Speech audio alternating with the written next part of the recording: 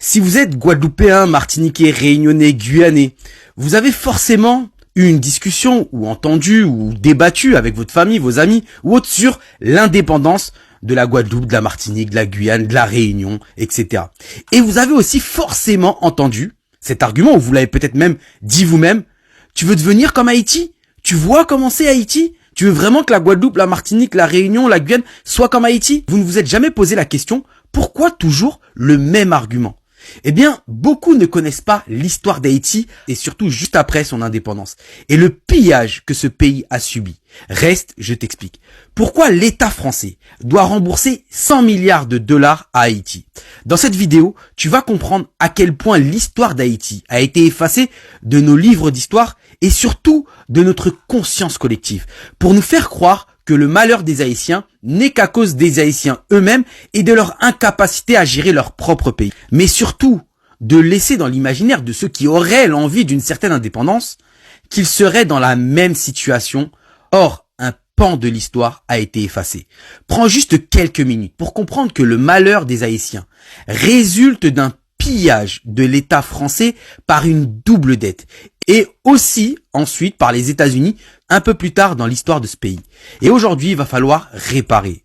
Une coalition d'une vingtaine d'ONG a exigé lors du Forum permanent des Nations Unies pour les personnes descendances africaines le remboursement de plus de 100 milliards à l'État français. Alors pour comprendre pourquoi ils demandent une telle somme, je me suis basé sur une enquête très complète du New York Times qui a dû éplucher pendant plus de 1 an les archives financières d'Haïti et ont consulté 15 économistes internationalement connus. Pour comprendre, il faut donc revenir au 1er janvier 1804. Haïti proclamait son indépendance. C'est la première nation noire et du monde moderne à être née d'une révolte d'esclaves. C'est en chassant leurs maîtres esclavagistes français, dont la brutalité était incontestable, que résulte l'indépendance d'Haïti. Il faut aussi rappeler, et je pense que c'est important, que Haïti est une ancienne colonie française. Mais 20 ans après la proclamation de l'indépendance d'Haïti, en 1825, un navire français se présente dans le port de Port-au-Prince, capitale d'Haïti, à son bord un arsenal de canons et un émissaire du roi Charles X qui vient livrer un message. La France exige réparation de la part du peuple qu'elle a elle-même mis en esclavage. Un comble. Haïti à cette époque est très isolé et n'a pas d'alliés. Le pays a peur d'être à nouveau envahi. La somme exigée par la France, 150 millions de francs français. Une somme qu'Haïti n'a pas. La France rajoute une condition qui montre bien sa volonté de piller Haïti. Elle exige que pour régler ses paiements, le pays devra emprunter uniquement auprès des banques françaises. C'est ce qu'on appelle la double dette.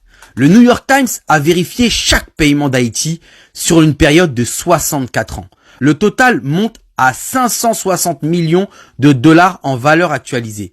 C'est cette somme qui n'a pas été investie dans le pays pour des écoles, des infrastructures, etc. C'est un frein quasi total du développement du pays à un moment où c'était le plus important. Chaque franc envoyé à la France ne contribue pas à la construction et à la prospérité de la nation haïtienne. Les recherches du New York Times ont conclu, je cite, « Les paiements à la France ont coûté entre 21 et 115 milliards de pertes de croissance économique sur la longue durée. » Fin de citation. L'économiste Thomas Piketty, très connu en France, parle d'une fuite qui a totalement perturbé le processus de construction de l'État haïtien. Mais ce n'est pas tout. Après cette rançon et les intérêts qui ont saigné Haïti, en 1880 est marqué par la création de la première banque nationale haïtienne. Mais hélas, elle sera juste une émanation pure et simple du CIC.